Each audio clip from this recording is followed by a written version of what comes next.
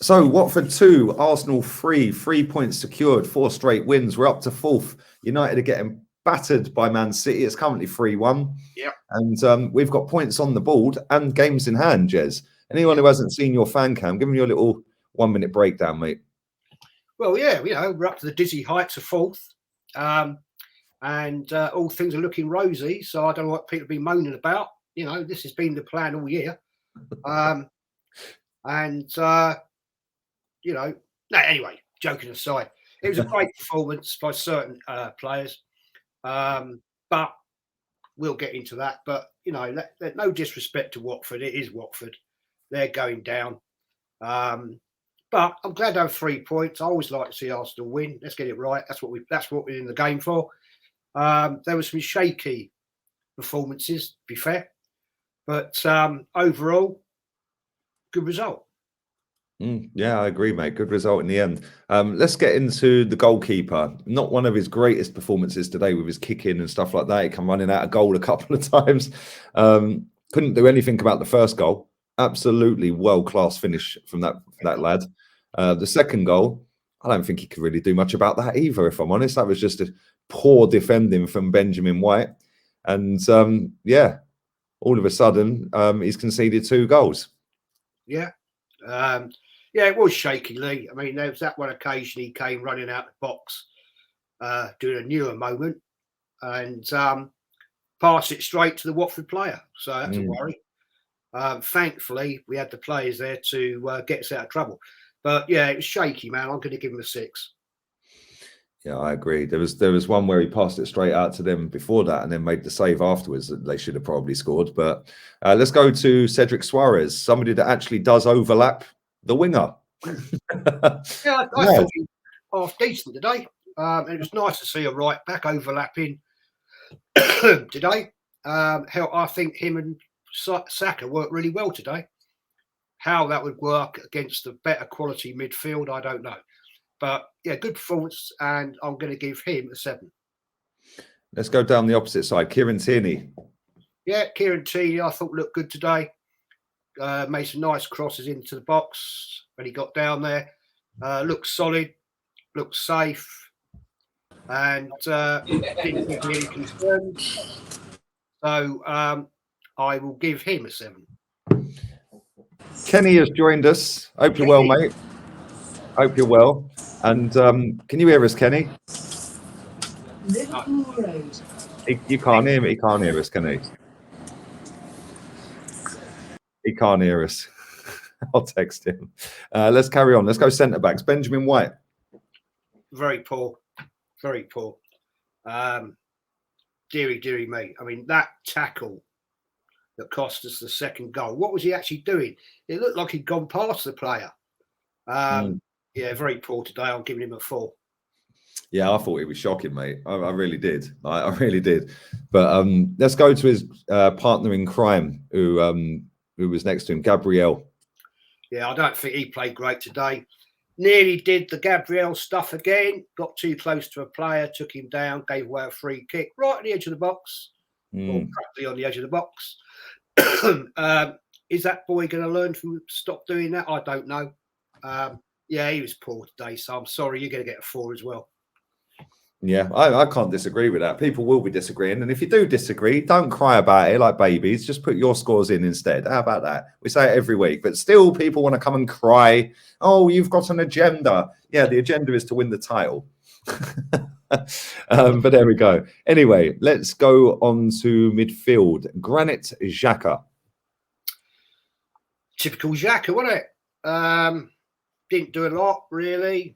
You know, as I said on the fan cam, there was a few occasions he had a nice little opportunity to slot the ball straight to Lacazette. When Lacazette's got a defender behind him, he's looking at him. No, Xhaka will take the easy option and pass it left or right. And that attempt he had at shooting, oh my days, that was just comical. So I'm not going to go all out on him. I'm going to give him a 5. Kenny has joined us again. Can you hear us, mate? Sorry, guys. Sorry about this. Can you hear me? Yeah, we can hear you, mate. We can hear you. We're on to midfield now, Kenny. Thomas that? Partey. Thomas Partey, mate. Give us your rating on Thomas Partey. Sorry about all of that. Yeah, it's just I'm in Holloway Road, so I thought, you know what, it's nice and quiet. I've got the road to myself, which, you know what I mean? Go on, mate. Give us your score on Thomas Partey. Thomas Partey, I thought was a fantastic. You know, like I said, it was. He did a very good job on my guy Sissoko. So I'm giving Partey a 7. Yeah, I think it was one of his best games for us. I can't lie. I thought he was superb today. Jez, Mr. Odegaard. Great performance today, mate. Great performance. You know, it does show that there is a player inside that guy. And that slick little back heel he gave to Saka to score, you know, and then he received it, continued his run, received the ball, slotted it. You know, it was Wenger-esque early days, that goal. He gets an 8 for me. Yeah, I thought he was man of the match, mate. I can't lie. I thought he was absolutely superb today. From the first whistle, yeah, you could see he was on it. He was the one that was trying to get the ball and trying to go forward. And what I liked about his goal was that he didn't just admire his pass like he sometimes does. He actually run into the box, which, yeah, if you run into the box, you score goals, didn't you? Kenny, let's go to Bukayo Saka. You know what? Bukayo Saka today had played absolutely brilliantly well. You know, like, you know, he obviously was involved in the first goal for our first goal, which Odegaard expertly put in. He scored a very opportunistic goal. Plus, he won the ball back for us as well. And you know what? It's one of those times when, you know what? There was end product of him. So I'm going to give him an 8 as well. Yeah, they were both superb today, him and Odegaard. Let's go to the opposite side. Gabrielle Martinelli, Jez. Yeah, great goal. Brilliant goal. Didn't really do a lot. But then, you know, he's a striker and you stick him out in the wing, a bit like Aubameyang, isn't it? Yeah, he's got great pace. He's got great talent. Whether that's the right position for him, I don't know. But it was a brilliant goal. Apart from that, I don't think he did a great amount. So I'm going to give him I'll give him for the goal. It was a great goal. I'll give him a 7. Yeah, it was a great goal. I can't lie. It's a fantastic goal. Kenny, let's go to Alexander Lacazette. Well, that's good. It's a bit of a conundrum, isn't it? Because, you know, he held the ball up for the second and third goals. You know, he held it up really well. But the things that we pay him to do, you know, put the ball in there, that's still a bit of a hard one. It's really hard to score him. It's hard to criticise him because he was involved in a lot of the good play that we did. So I'm going to have to give him I'm going to have to give him a 7. Two nice little layoffs for 2 cracking goals as well. But yeah, like you said, yeah, he's got to put the ball in the net, mate. He scored 4 goals all season. Yeah. It's mad. That's it. Let's go to substitutes. Jez, Nicola Pepe. I didn't think he had a great game today. I really don't. Sorry. I wanted him to start. And I put this down to, this is only my opinion, and I'll get slated for it. I think he's pissed off, actually. He scores a goal last against Wolves, and he get benched. Yeah, that's Arteta's way, isn't it? So I don't think he had a great game at all today, so I'm going to give him a 5. Yeah, I thought he was poor, very poor when he came on. And I think that the thing with him, you're right, it's the consistent run of games. He don't get a consistent run of games. And if he did get a consistent run of games, he might actually play consistently well. But anyway, let's go. Rob Holding. Sorry, no, not Rob Holding. Wait. Eddie Nketiah. Sorry, because he came on next. Eddie Nketiah. He hit the post. He hit the post. His credit run out on his phone. Yeah, he hit the post. So, you know, shall I give him a 4 just for hitting the post? Yeah. To be fair, I was surprised he had a shot from outside the 6-yard box. You're cruel. Let's go to Rob Holding, Jez. Yeah, he came on, didn't he? Didn't do a lot. he came up to shore us up, to play 5 at the back, to try and establish the fact we're going to get the 3 points, win 3-2. So I'll give him a 5. And let's go to the manager. We'll do a 3, 2, 1 countdown, and then we'll go manager. 3, 2, 1, 6. 6. I've gone 7. Yeah, listen, we won the game. We got 3 points. We scored 3 cracking goals. I understand.